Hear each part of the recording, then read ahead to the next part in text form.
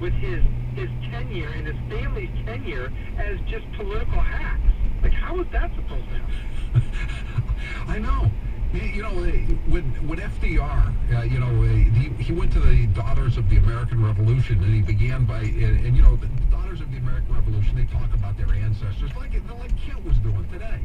You know, there's nothing wrong with, having Revolutionary War ancestors. My grandmother was, on my mother's side, was in the DAR.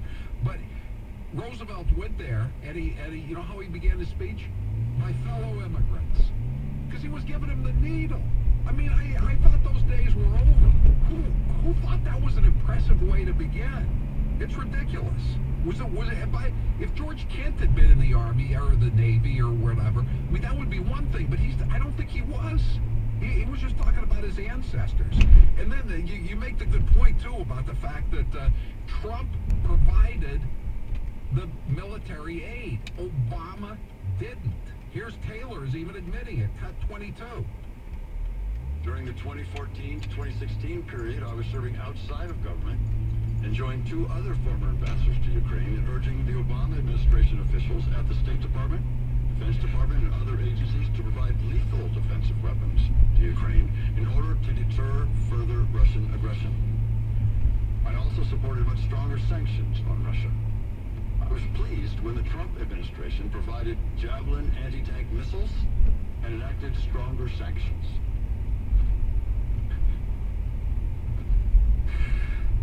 Again, so where's the beef?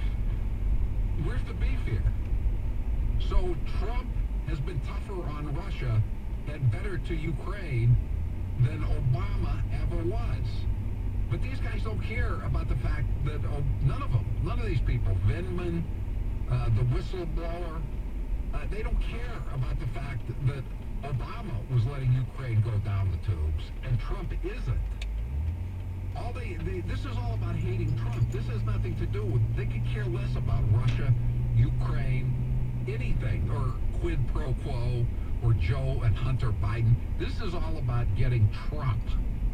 844-500-4242.